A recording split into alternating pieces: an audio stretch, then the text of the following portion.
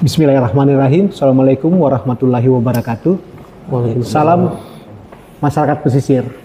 Hari ini kami dari channel YouTube Forum Masyarakat Pesisir Kelautan Perikanan berada di lokasi Kabupaten Takalar.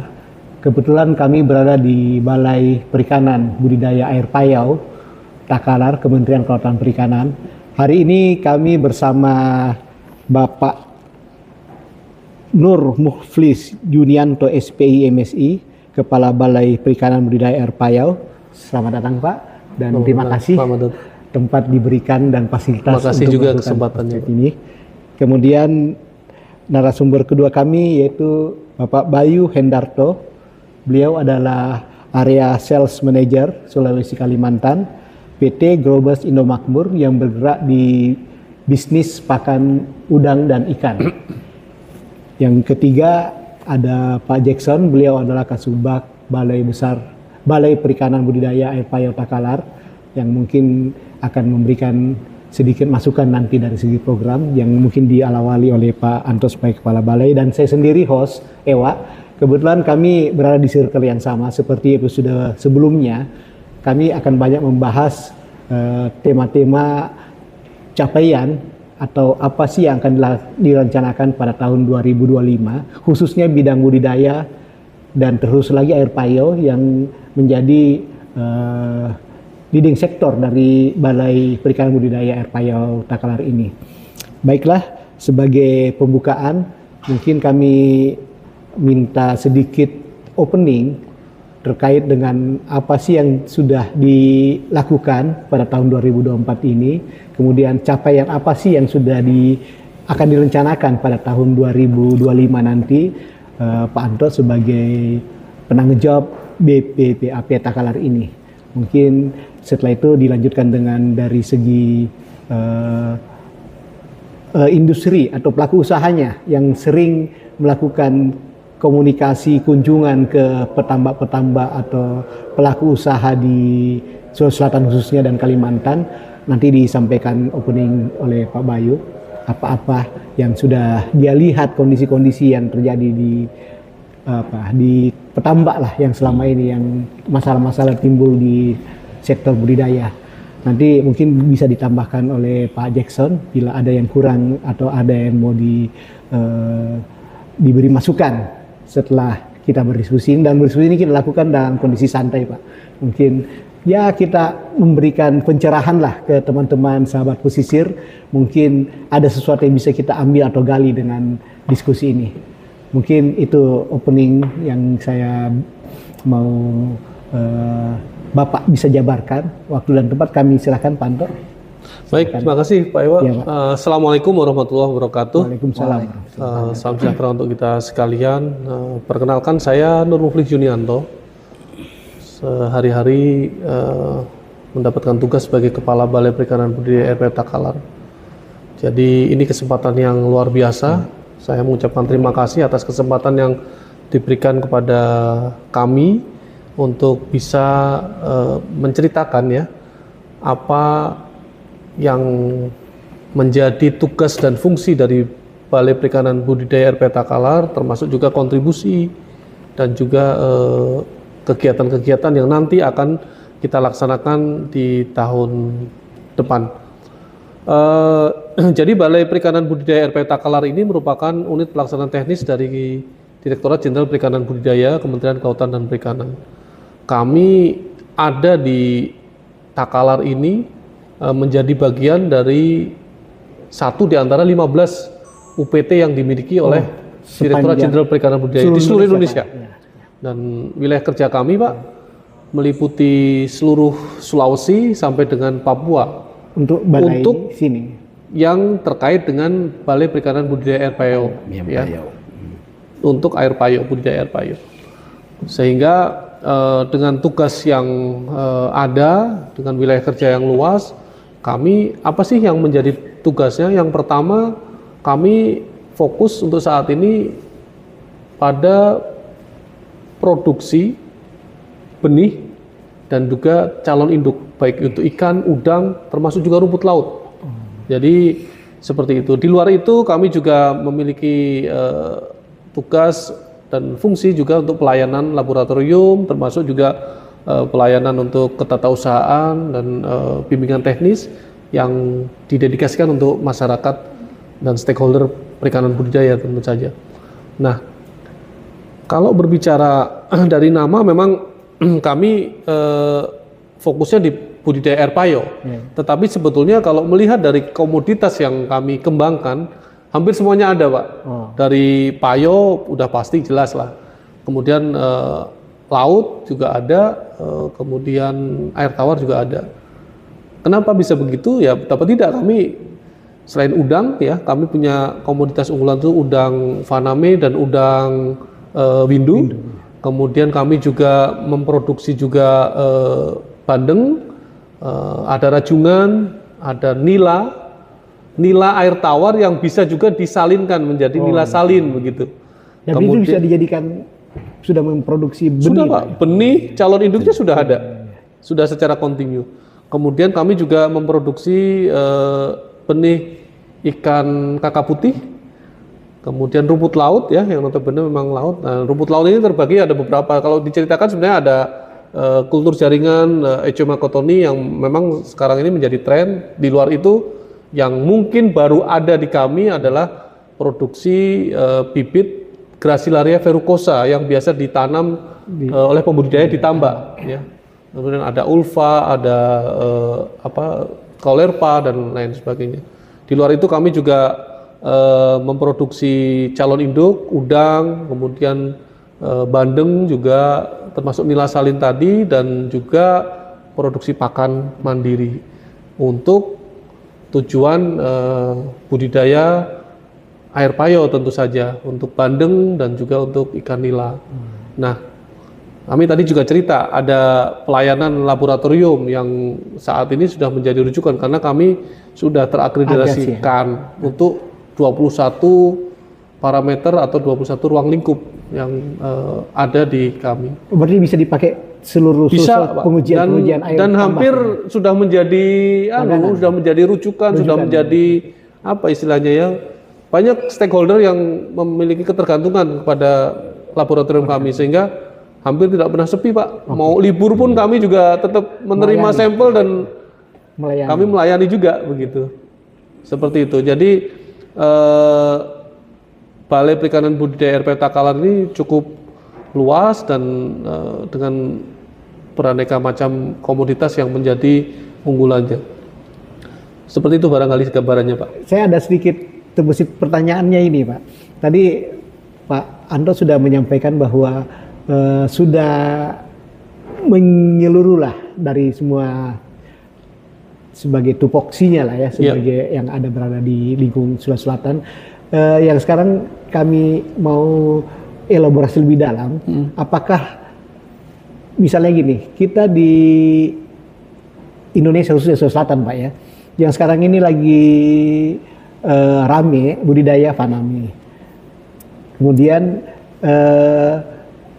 padahal Sulawesi Selatan itu mempunyai ciri khas atau yang terkenal dari dulu itu adalah udang windu. Orang sini bilang sito, Pak, sito. Ya, apakah ada memungkinkan untuk kita mengembalikan keberjayaan sito Sulawesi Selatan yang dulu kita alami, Pak? Kira-kira menurut Pak Anto gimana? Iya, baik. Kalau yang cerita saya tadi saya lanjutkan, kontribusi dari komoditas unggulan yang kami miliki itu bisa dirasakan oleh masyarakat.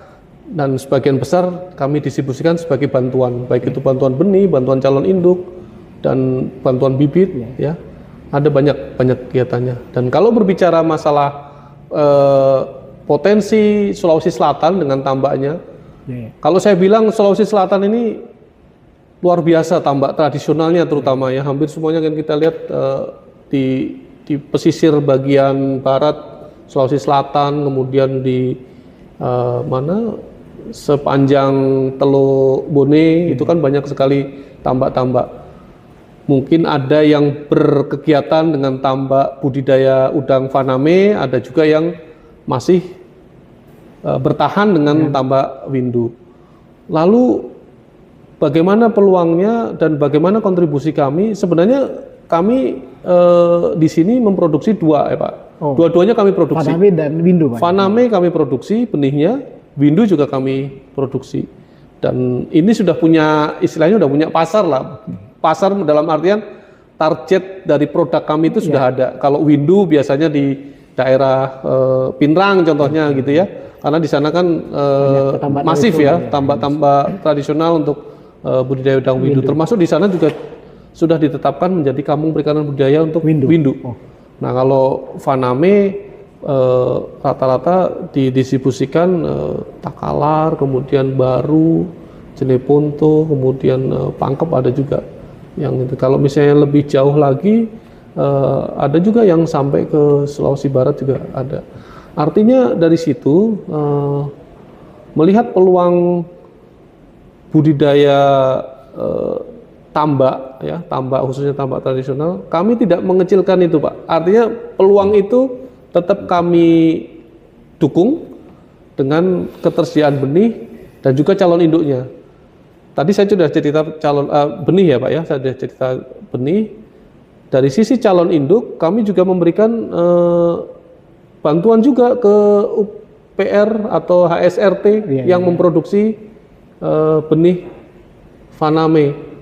Sehingga kami siapkan benihnya juga, kami siapkan calon induknya juga, dan pendampingan teknologi atau bimbingan teknis tetap juga kami tetap kita secara reguler. Ini kemarin kalau boleh cerita, akhir tahun ini banyak teman-teman yang saya tugaskan untuk memonitor dan mengevaluasi kegiatan-kegiatan yang sudah kami lakukan di sentra-sentra budidaya, baik itu budidaya rumput laut, budidaya udang, budidaya ikan laut dan lain sebagainya. Sehingga kami bukan hanya mengejar target, ini loh bantuan kami berikan habis itu sudah gitu, enggak. Kami tetap memonitor. Kalau bisa kami turun, kami akan turun. Kalau misalnya nggak bisa ya by phone atau by WA seperti itu. Ya, terima kasih Pak Anto. Kemudian nanti kita evaluasi lebih dalam lagi, kita combine dengan kejadian kondisi di lapangan yang mungkin Pak Bayu ini sebagai area sales manager wilayah Kalimantan Sulawesi banyak melihat lah ya Pak ya. Mungkin sedikit gambaran apa sih sebenarnya sebagai perusahaan yang bergerak di bisnis pakan, apa sih sebenarnya sasaran dan apa sih capaian yang akan dituju nanti, khususnya mungkin PT Grobes ya yang dalam hal ini yang terlibat, tapi secara umum lah gimana kira-kira Pak Bayu? Baik, terima kasih Pak Ewa. Sebelumnya saya izin perkenalkan diri saya terlebih dahulu. Saya Bayu, saya tim marketingnya dari PT Grobes Indomakmur. Kebetulan saya megang area Kalimantan dan Sulawesi. Sedikit gambaran tentang PT Grobes Indomakmur sendiri, ini perusahaan sudah cukup lama ya, dari saya sebelum lahir itu sudah ada. Mungkin kalau orang-orang petambak zaman Windu dulu itu taunya namanya Cuensin. Ya, Cuensin. Sampai di Jawa itu, di Jawa Tengah terkenal, beberapa customer bilang yang beli pakannya pakai dolar di saat itu. Berarti kan harga udang juga wah cukup bagus tuh Pak. Itu zaman Windu ya? Zaman Windu seperti itu. Saya ada ketemu satu supplier, dia cerita seperti itu. Saya cari pakan yang belinya pakai dolar waktu itu. Seperti itu. Sedikit gambaran, perusahaan kita ini perusahaan PMA dari Taiwan, cuman kita punya pabrik juga di Tangerang Pak. Kita fokus di concern di perikanan, pakan ikan dan pakan udang. Dan dalam beberapa tahun ini kita juga mungkin satu-satunya pakan yang konsen ya di pakan udang itu yang sudah ke spesialis ke pakan fungsional feed Pak. Sudah bergerak kurang lebih 5 tahun. Kenapa kita bergerak ke arah sana? Karena perkembangan udang ini, arah teknologi dan penyakit ini berjalannya berbarengan Pak. Penyakit terus berkembang, otomatis kondisi budidaya juga harus berkembang, dan kita di pakan sendiri ya juga harus berkembang. Salah satunya kita memproduksi pakan fungsional feed tersebut. Dan di lapangan sendiri juga kita dilengkapin beberapa tim seperti technical support. Kita ada juga istilahnya orang yang berpengalaman di bidang teknis buat diskusi lah Pak, buat bahas masalah budidaya. Terus kita juga beberapa area juga sudah dilengkapin kantor lab. Berarti dia buat ngecek kualitas air, baik itu parameter kimia, mikrobiologi, dan cek PCR juga Pak, seperti itu. Dan kebetulan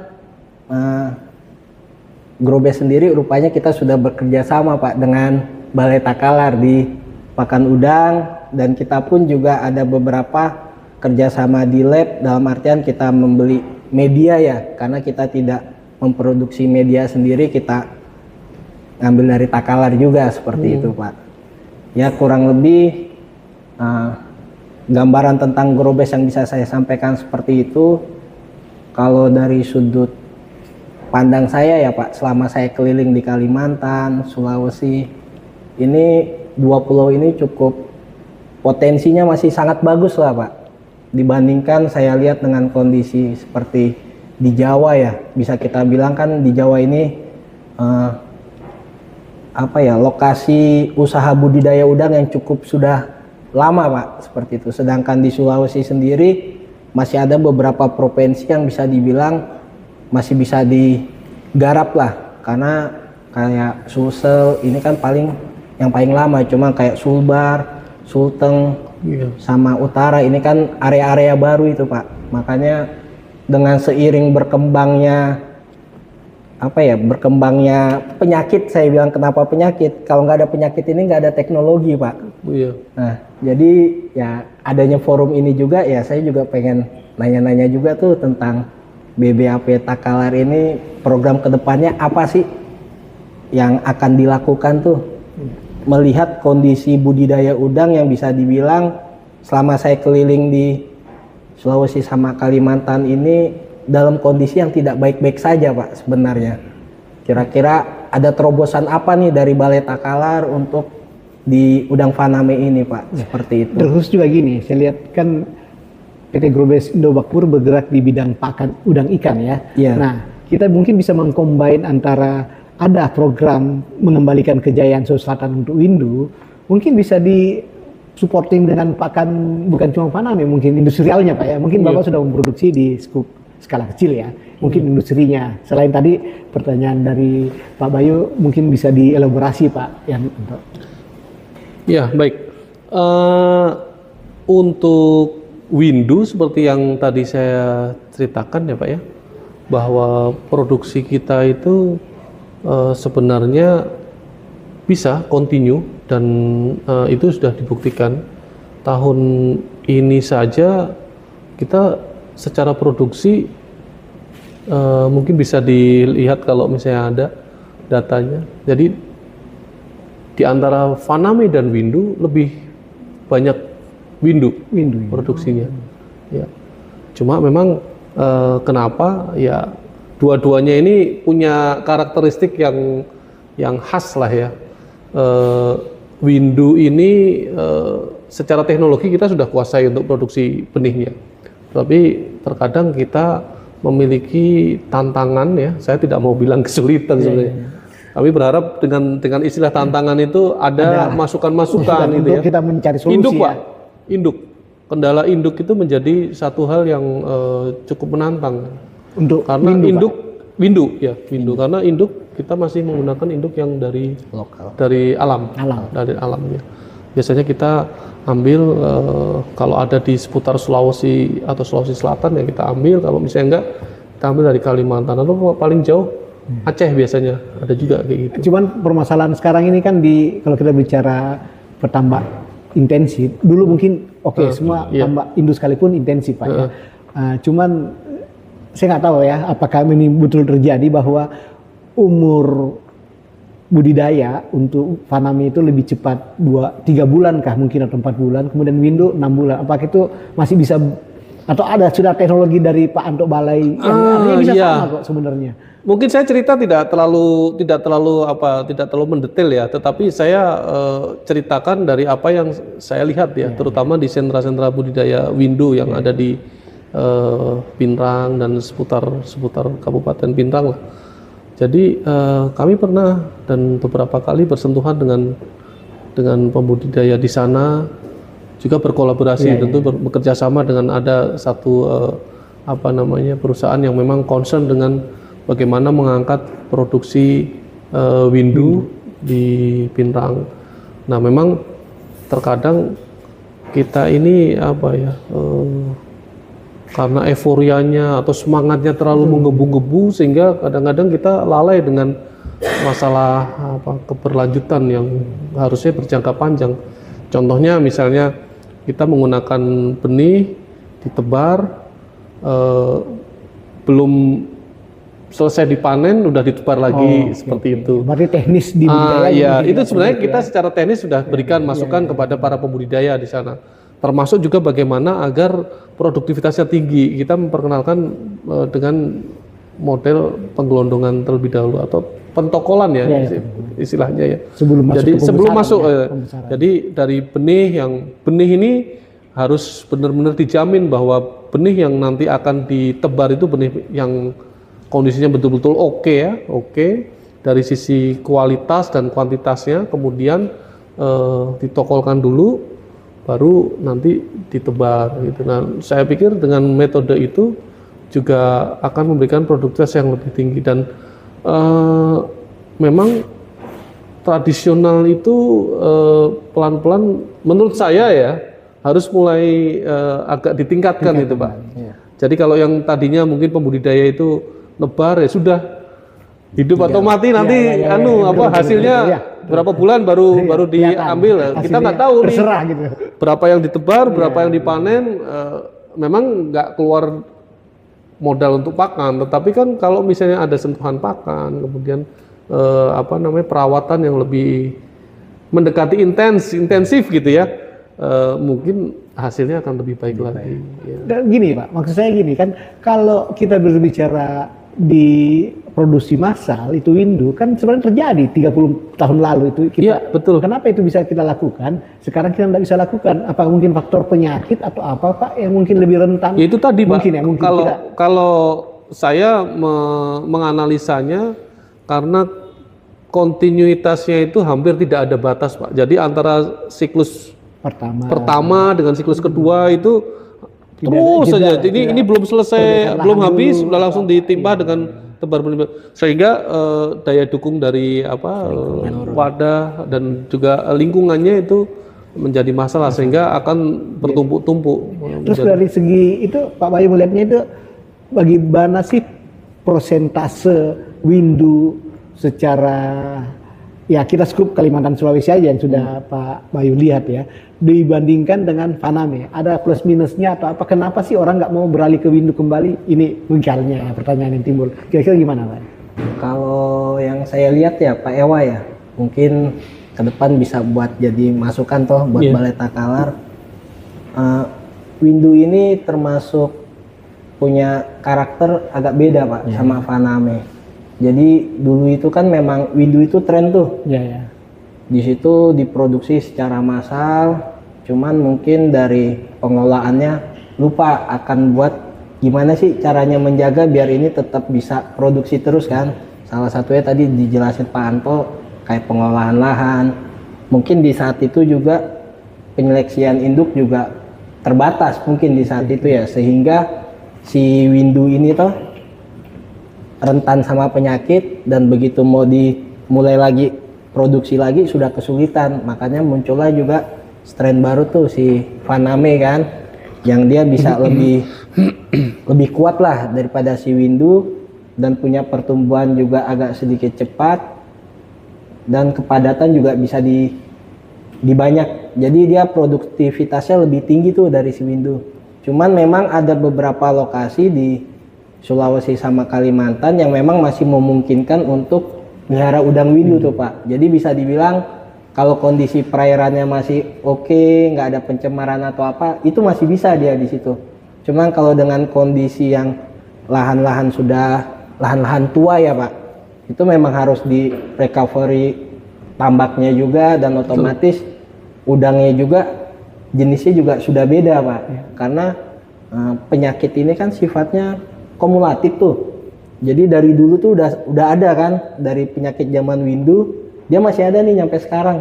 Tinggal menunggu bom waktu juga kan. Apa, nah, begitu kita melihara si Faname ini pasti begitu kita buka lahan tidur jadi lahan baru biasanya langsung hasil bagus itu. Cuman di saat kita pengelolaannya lalai atau apa, ini penyakit itu muncul lagi. Kembali, ya. Karena dia sifatnya penyakit itu kan stay di tambak. Oke. Nah, stay di tambak, contoh kayak penyakit WS, seperti itu kan sudah ada tuh virus di situ kan. Dan sekarang juga berkembang juga penyakit-penyakit lain ya, karena dipicu juga mungkin pengelolaan kita terlalu kita maksimalkan tuh. Jadi kayak tadi Bapak bilang tuh, kita lahan ini sebenarnya punya daya dukung. Nah, ketika daya dukungnya itu kita pacu melebihi kapasitas, itu pasti bakal timbul masalah. Kembali ke serakahan mungkin ya. Mungkin Artinya itu. maksimal dia harusnya segini, kita maksimalkan melebihi over kemampuan. Harus bisa mengukur ya. Terus kemudian gini Pak, mungkin saya ke Pak Jackson lah, karena beliau kan cukup lama lah di dunia perudangan dan budidaya.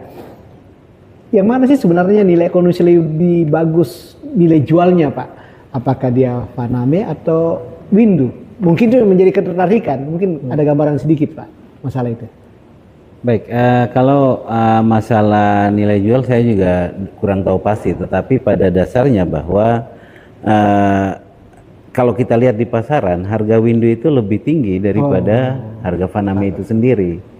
Namun memang mungkin dari keterbatasan produksi sekarang, karena rata-rata sekarang pembudidaya berafiliasi ke Faname-nya, bukan lagi ke Windu. Sehingga bagaimana ke depan mungkin adalah prospek untuk Windu bisa bangkit kembali. Tapi kira-kira apa, karena ini kan biasa supply and demand pasar Pak ya, karena mungkin sedikit jadi naik harganya. Begitu kita produksi massal ya turun lagi harganya. Kira-kira mungkin akan terjadi itu kira-kira Pak, yang membuat pertama malas lagi budidaya Windu mungkin. Kalau untuk itu barangkali permintaan sekarang sama memang betul pendapat itu dengan ketika kita lihat Faname di akhir tahun akhir bulan November kemarin, Faname itu sempat anjlok karena ada satu negara tertentu yang produksinya berlimpah. Sehingga enggak, ini Faname. Tetapi kalau Windu, kalau pada saat jaya dulu juga tetap harganya relatif lebih stabil daripada Faname. Oh gitu ya. Terus kira-kira gini Pak, saya kembali ke Pak Anto, mungkin ini kan mungkin ada campur tangan sedikit keberadaan Balai BPDAP Takalar ini Pak ya. Mungkin bisa memberi guidance atau rangsangan entah ke budidaya Faname atau Windu, tergantung skala prioritas Bapak nanti ya, yang mana yang kita mau dahulukan. Apakah ada rencana-rencana di tahun 2025 itu untuk hal itu Pak? Iya. Saya bicara nanti kombinasi ya Pak yang sudah dan akan dikerjakan. Dua-duanya kami sudah kerjakan. Windu kami siapkan benih seperti yang tadi saya sampaikan dengan kualitas yang dapat kami jamin. Kemudian kadang-kadang kami juga mengikuti apa maunya pembudidaya. Kalau pembudidaya ada yang menginginkan ukuran yang size tertentu gitu, yang sudah kebesar untuk menjamin keberhasilan, kami juga siapkan. Tentu dengan harga yang berbeda gitu ya. Kami juga menjual Pak, selain bantuan kami juga menjual karena kami punya standar harga penerimaan negara bukan pajak berdasarkan PP nomor 85 tahun 2021. Itu untuk yang Windu. Kemudian untuk yang Faname, kami juga siapkan benih dan calon induk. Kalau Bapak tanya dari strain apa yang kami produksi, kami punya namanya Nusa Dewa, Nusa Dewa. Ini jadi Balai Takalar ini menjadi hubnya Balai Karangasem yang memproduksi induk udang dan kekerangan. Jadi Nusa Dewa ini cikal bakalnya ada di sana Pak. Jadi kemarin tahun 2023 di launching oleh Pak Menteri 2022 di launching oleh Pak Menteri dan kami menjadi bagian dari itu untuk hub di wilayah Sulawesi Selatan dan sekitarnya. Dan calon induknya kami tersedia Pak. Bahkan untuk akhir tahun ini kami mengantisipasi untuk siklus baru di 2025, kami sudah tersedia, sudah ready untuk bisa dimanfaatkan oleh HSRT yang ada di Sulawesi Selatan dan sekitarnya. Kemudian dari benihnya juga kami siapkan juga, kalau misalnya ada pembudidaya yang memang terutama pembudidaya yang udah mandiri ya Pak ya, mereka mau beli, kami siapkan. Tetapi prioritas paling utama kami adalah untuk membantu para pembudidaya yang memang berkeinginan untuk berusaha di budidaya udang faname seperti itu. Itu sangat-sangat, kami sudah, mungkin para teman-teman sahabat pesisir sudah bisa mendapat gambaran akan kemana sih ke depan, apakah kita akan melakukan budidaya di sektor mungkin produk faname atau rindu atau apapun namanya, mungkin kita akan menuju ke sana. Nah, kemarin saya berdiskusi Pak dengan Shrimp Club Indonesia, Prof. Andi Tamzil. Kita selalu terkendala dengan regulasi untuk membesarkan budidaya seperti yang asta cita dari Prabowo, bagaimana kita ada swasembada khususnya pangan tanda kutip perikanan, sektor perikanan. Tujuannya kan pembesaran swasembada, berarti kita memproduksi sebesar mungkin, bahkan kita yang akan ekspor, nggak lagi impor. Nah, tapi terkendala dengan regulasi. Contoh Pak ya, kemarin kami berdiskusi dengan Prof. Andi Tamzil. Bayangkan membuka suatu bisnis budidaya untuk mengolah air, kita membutuhkan 4 perizinan dari kementerian Pak. Ini contoh ya. Misalnya kita mengambil, ini disampaikan oleh Shrimp Club kemarin Pak Prof. Andi Tamzil, kita mengambil air dari laut, berarti izin dari pesisir Kementerian Kelautan Perikanan. Kemudian kita ngambil dari sungai, berarti izin dari PUPR. Ambil air dari dalam tanah, berarti Kementerian SDM. Begitu air dari kolam tambak budidaya kita buang, ambil lagi izin dari IPAL, Kementerian Lingkungan Hidup. Bayangkan dalam mengelola air saja kita membutuhkan 4 subsektor kementerian. Nah, ini mungkin tidak ada solusi Pak, tapi mungkin gimana menurut Pak Bayu terhadap kondisi seperti itu Pak? Oh, kalau menurut saya, pengalaman Bapak di lapangan dilihat, ya, apakah itu menjadi memang suatu? Sekarang beberapa tahun belakangan ini ada beberapa regulasi tuh pemerintahan yang bukan sedikit mungkin ya, agak banyak memberatkan pelaku usaha tuh, terutama masalah perizinan. Dimana yang kita ketahui perizinan ini kan munculnya bukan ada di awal, setelah orang sudah ramai kegiatan usaha, izin ini baru ada. Mungkin memang tujuan konsepnya perizinan ini cukup bagus lah Pak, dalam artian mungkin dia pengen menata tuh Pak Ewa, pengen menata teman-teman berusaha biar lebih terjamin. Jadi orang yang buat buka tambak pun juga buat jangka panjang, bukan buat sekarang produksi bikin sekedar sembarangan, nanti yang ada malah timbul masalah di kemudian hari. Itu mungkin pemikirannya seperti itu. Cuman di sisi lain, dengan adanya regulasi seperti itu tuh banyak teman-teman pelaku usaha tuh banyak keberatan Pak, bukan sedikit, banyak keberatan dalam artian, kok saya mau ngurus izin seperti harus dilempar ke sana, lempar ke sini. Kenapa sih nggak dibuat satu pintu aja? Sedangkan keinginan pemerintah kan waktu zaman pemerintahan sebelumnya ya bilang semua perizinan dimudahkan lah. Cuma realita di lapangan buat para pelaku petambak ini agak berat Pak. Mungkin kenapa sih nggak dibuat satu pintu aja, biar KKP aja yang urus semua? Kenapa kita harus bikin kayak ada beberapa kementerian ikut bermain seperti itu? Itu kan malah merepotkan. Sedangkan kita pelaku usaha sendiri pun juga banyak dituntut buat bayar ini, bayar itu. Ya biasanya kan pengusaha pengennya, udahlah kita sekali bayar aja beres semua urusannya seperti itu. Kalau kayak gini kan ya berat juga, udah melihat budidaya sekarang lagi sulit, ditambah lagi adanya aturan izin-izin yang agak berat.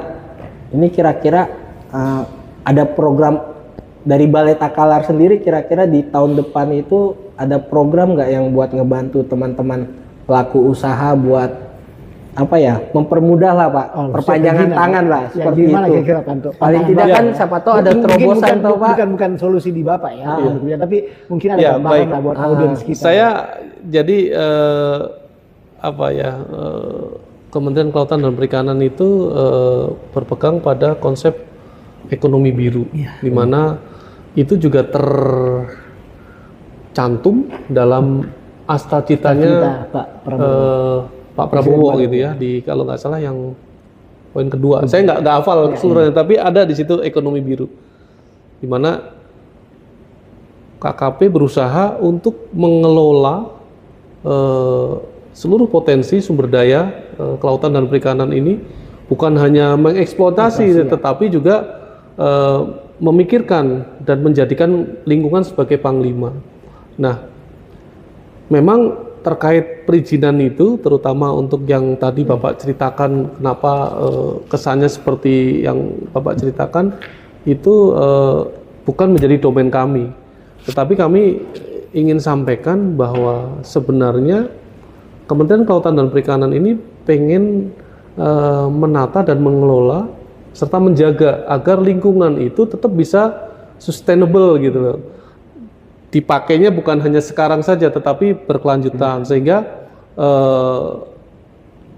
pengelolaannya melalui perizinan yang sekarang. Saya bicara dari sudut pandang KKP ya Pak ya. Kalau yang tiga kementerian yang lain, saya tidak punya kewenangan untuk di situ. Dan untuk bagaimana memudahkan para pembudidaya itu bisa menerapkan itu dengan sukarela, dengan senang hati, tentu teman-teman di Direktorat Jenderal Pengelolaan Ruang Laut ya, itu siap untuk membantu, untuk mendampingi bagaimana agar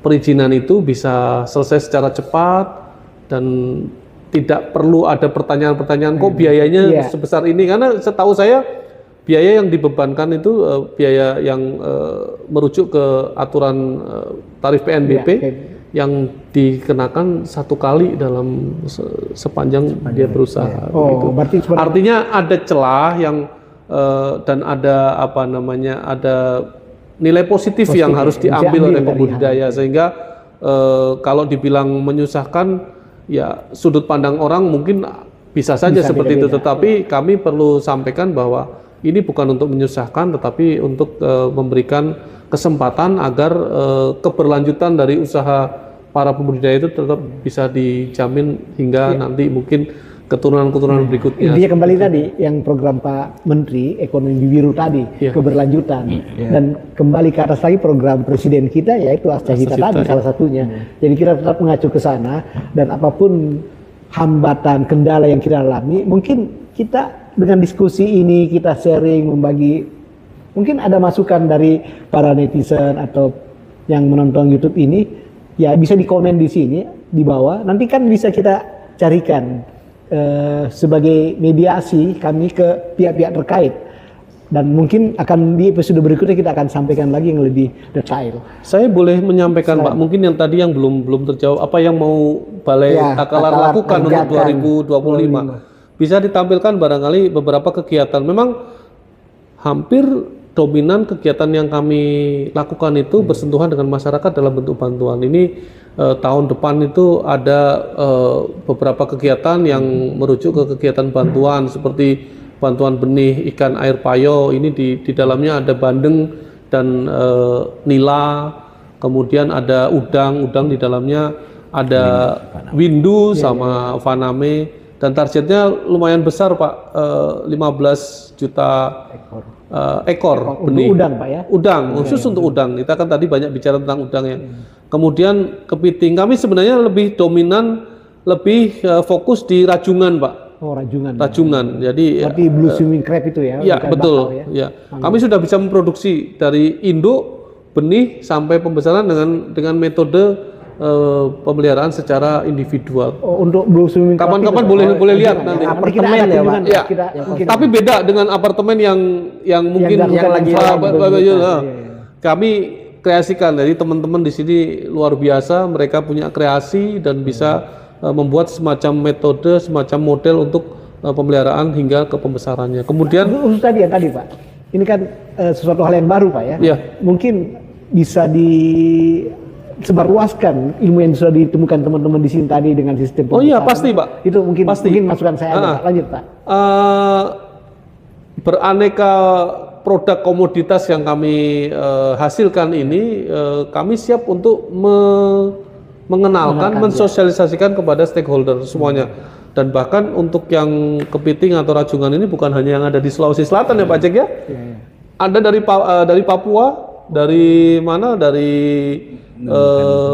kemudian saya agak lupa Kalimantan Mimika ya, Kabupaten iya, Mimika. iya, Ada yang pernah magang di sini. Kemudian kami juga pernah diundang menjadi salah satu narasumber tim kami ya di Waropen. Padahal itu bisa dibayangkan jauhnya. perjalanannya luar biasa dan ceritanya sangat heroik gitu. Iya. Artinya kami siap untuk itu, untuk semua jenis komoditas yang kami hasilkan. Ikan laut kami ada kakap putih, kemudian itu tadi ada calon induk ikan air payo, calon induk udang yang tadi kami sampaikan, dan beberapa kegiatan bantuan lain yang memang berfokus pada bagaimana membesarkan perikanan budidaya khususnya di wilayah kerja di Sulawesi sampai dengan Papua.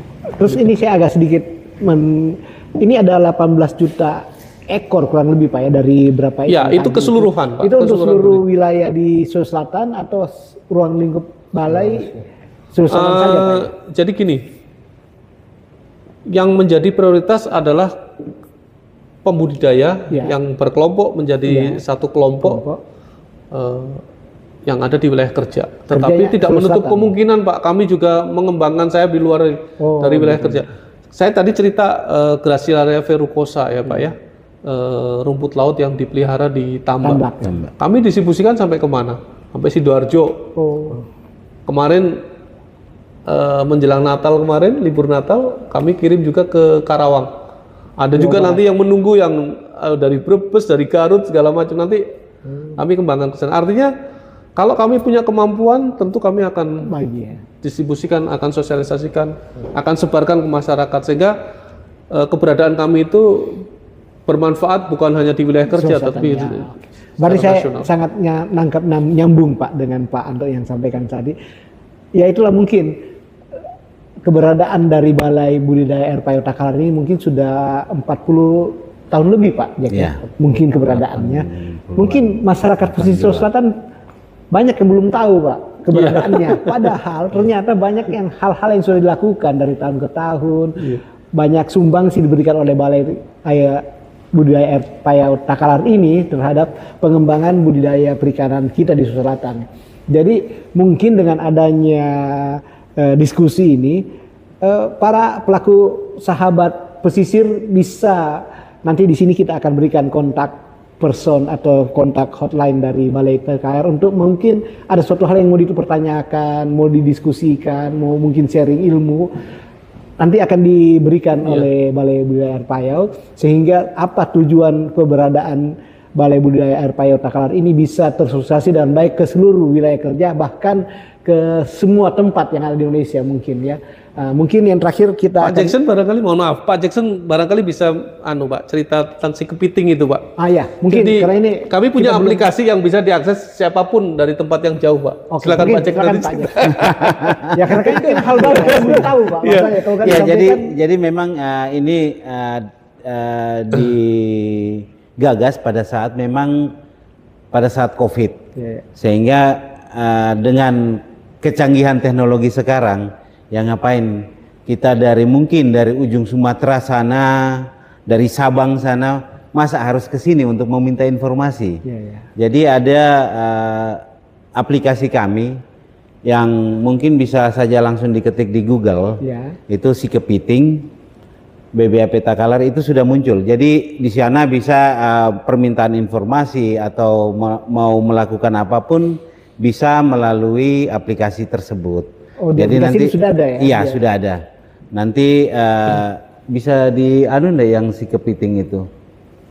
Ya, jadi maksudnya nanti siapapun yang mendengarkan podcast ini, bisa langsung mendownload aplikasi Sekepiting. Artinya apapun nanti teman-teman sahabat pesisir ingin mempertanyakan sesuatu hal atau teknologi baru dari balai, bisa dilihat di aplikasi tersebut, sehingga bisa menjadi satu acuan atau gambaran buat teman-teman yang untuk mengembangkan lah budidaya di tempat masing-masing. Selain itu Pak Jason kira-kira apa yang hal baru di Balai Budidaya Air Payo ini?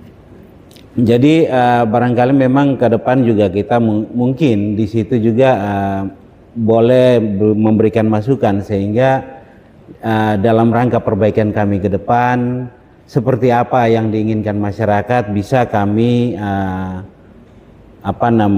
bisa kami aplikasikan ke depannya, sehingga mungkin juga butuh ada masukan dari pembudidaya atau stakeholder perikanan untuk kami terus berpacu untuk pelayanan kepada masyarakat.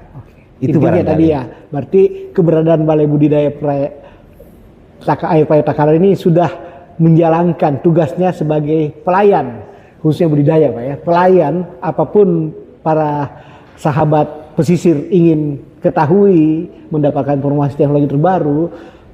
Balai Budidaya Air Payo Takalar ini siap membantu dengan adanya aplikasi Sekepiting tadi, dan bisa juga melakukan kunjungan mungkin Pak Anto ya, betul. Kunjungan, pelatihan, atau mungkin ada melihat sesuatu hal baru bisa dipertanyakan langsung atau dielaborasi langsung ke Balai Takalar. Betul, mungkin kita sedikit closing statement Pak Anto dan Pak Bayu terhadap apa-apa saja yang kita diskusikan, dengan harapan diskusi ini memberi manfaat buat kita semua, baik pendengar dan kami yang berdiskusi ini. Ada suatu hal yang bisa kita terima dengan hanya waktu sekitar kurang lebih 45 menit ini, ada sesuatu yang bisa kita terima. Mungkin itu Pak Anto. Ya baik, kalau tadi Pak Ewa bilang mungkin ada yang belum kenal dengan BPBAP Takalar, inilah saatnya Pak.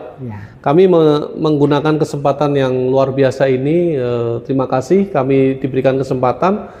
Mudah-mudahan para penikmat podcast ini bisa sedikit banyak tahu apa dan di mana itu Balai Perikanan Budidaya Air Payo Takalar, tugasnya apa, dan kami berharap suatu ketika kalau misalnya para netizen yang tertarik dengan perikanan budidaya, kami persilakan berkunjung ke lokasi kami, Balai Perikanan Budidaya Air Payo Takalar yang ada di Kecamatan Galesong, Kabupaten Takalar ini. Tentu kami sangat bangga ketika apa yang kami hasilkan, apa yang kami inisiasi ini memberikan manfaat untuk masyarakat banyak, khususnya masyarakat budidaya, sehingga keberadaan kami betul-betul bermanfaat, dan bukan hanya kami besar sendiri gitu kan, tapi besar dan bisa dinikmati, bisa diambil manfaatnya oleh seluruh masyarakat. Barangkali seperti itu. Sangat menginspirasi lah apa yang tadi kita diskusikan, dan di ujung tadi Pak Anto sebagai Kepala Balai sudah mengajak semua sahabat pesisir manfaatkanlah fasilitas yang ada di Takalar ini. Kemudian dari Pak Bayu kira-kira apa Pak yang bisa dijadikan closing statement lah, inti? Mungkin sedikit masukan dulu ya Pak buat teman-teman di Balai Takalar ya. Mungkin buat program di 2025 ke depan, selain produksi saja yang dibahas, mungkin ke depan perlu dilakukan yang namanya forum diskusi Pak, buat pelaku usaha, terutama masalah sosialisasi ya, yang masalah perizinan seperti itu. Karena kan ini balik lagi, kalau selama izin ini bisa aman, otomatis kan produksi juga pasti aman toh Pak. Karena kan banyak, memang tujuannya baik Pak, tapi di lapangan karena informasi sosialisasi mungkin yang masih simpang siur, jadi kan mereka tangkapnya kan beda-beda seperti itu. Kalau kami dari Growbase sendiri, kami sangat berkeyakinan lah dengan kondisi perikanan di Indonesia, pada khususnya dengan kondisi iklim itu bisa memungkinkan produksi di udang sendiri ya Pak, khususnya itu cukup menguasai lah di dunia. Cuman di sisi lain dengan seiringnya berkembangnya penyakit, kita pun juga sama nih, konsen juga, bukan hanya pemerintah saja Pak yang berpikir gimana caranya produksi tetap stabil. kita pun dari perusahaan pakan pun juga sama seperti itu, karena prinsip perusahaan kita, keberhasilan petani ini atau petambak itu juga keberhasilan dari perusahaan pakan kita juga, seperti itu Pak Ewa. Oke, terima kasih Pak Anto dan Pak Bayu, Pak Jackson. Itulah teman-teman sahabat pesisir diskusi kita. Semoga apa yang kami sampaikan, kita bertukar pikiran di sini bisa mendapatkan pencerahan lah buat teman-teman bahwa masih banyak peluang yang bisa kita ambil di khususnya sektor budidaya, baik di perikanan, budidaya tambak, udang atau tambak ikan, bahwa potensi kita suasana sangat besar. Ditunjang dengan adanya keberadaan Balai Budidaya Air Payau di sini bisa memberikan guidance, baik bentuk pelatihan, informasi, sharing, memberi satu hal yang mungkin saling memberi simbolisme dualis saling memberi keuntungan lah, baik pelaku usaha, stakeholder dan dari pihak regulator pemerintah. Mungkin itu kita diskusi hari ini, dan saya tutup dengan sahabat-sahabat para sahabat pesisir pada forum diskusi kelautan perikanan ini tetap konsisten jalankan apa yang sudah kita lakukan bersama. Kita serahkan usaha kita ujungnya nanti membesar atau tidak kembali kepada keyakinan kita masing-masing bahwa apapun yang kita lakukan pasti akan ada kesuksesan. Terima kasih. Wabillahi taufiq wal hidayah. Assalamualaikum warahmatullahi wabarakatuh. Salam sahabat pesisir. Udah close nih.